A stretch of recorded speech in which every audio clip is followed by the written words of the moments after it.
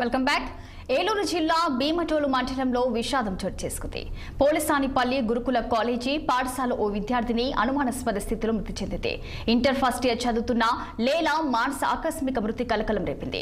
భీమటోలు అజ్జివారిగూడెంకి చెందిన లేలారాజు అలాగే మేరీ దంపతులు తమ కుమార్తెని 15 రోజుల క్రితం కళాశాల హాస్టల్లో జాయిన్ చేశారు.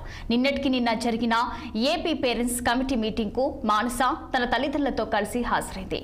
సమావేశానికి హాజరైన కొన్ని గంటల్లోనే ఇలా తమను విడిచి తిరిగి రాని లోకాలకు వెళ్లిపోవడంతో కుటుంబ సభ్యులు కన్నీరు మున్నీరవుతున్నారు. తమ కూతురు మృతి పట్ల తీవ్ర ఆందోళన చెందిన తల్లిదండ్రులు హాస్టల్ వద్ద బైఠాయించారు. ఇక ఇదే అంశంపై మరింత సమాచారం మా ప్రతినిధి సుమన్ అందిస్తారు.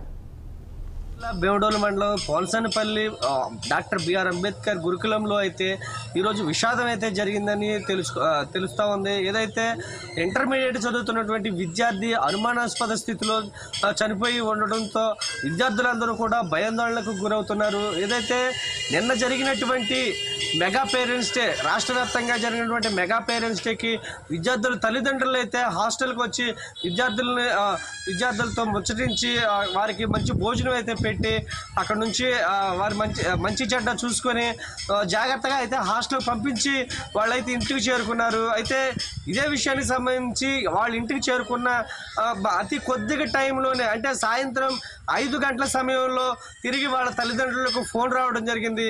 ఆ ఫోను విన్న వెంటనే వాళ్ళు ఒక్కసారిగా అపస్మారక స్థితిలోకి వెళ్ళిన పరిస్థితి అయితే కనిపిస్తూ ఉంది.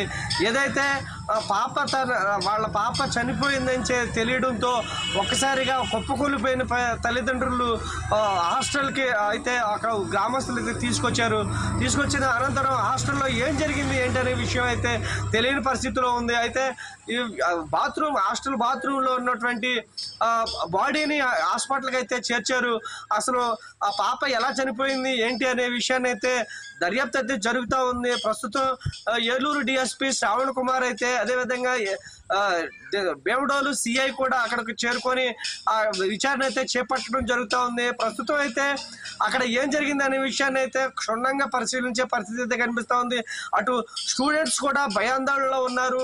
ఆ గ్రామంలో అంతా కూడా విషాద ఛాయలు నెలకొన్నాయి. ప్రస్తుతం అయితే విద్యార్థి ఎలా చనిపోయింది ఏంటి అనే విషయాన్ని అయితే తెలియాల్సిన పరిస్థితి అయితే ఉంది. పాపకైతే 10వ తరగతి వారి యొక్క స్వగ్రామం అజ్జివారిగూడెంలో చదువుకుంది.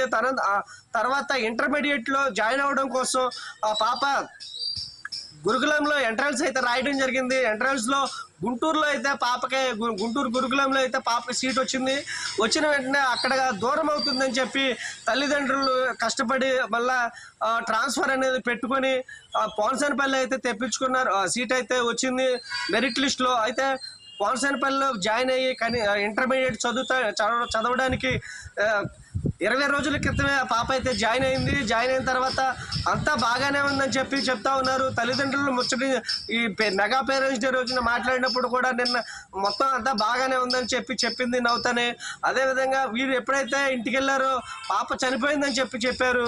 అసలు ఎందుకు చనిపోయింది ఏంటనే విషయం అయితే తెలియాల్సి ఉంది. అయితే పాపకైతే ప్రస్తుతం చనిపోయిన సందర్భంలో ముక్కుల్లో నుంచి అదేవిధంగా చెవుల్లో నుంచి కూడా రక్తం వస్తుందని చెప్పి తెలియజేస్తా ఉన్నారు.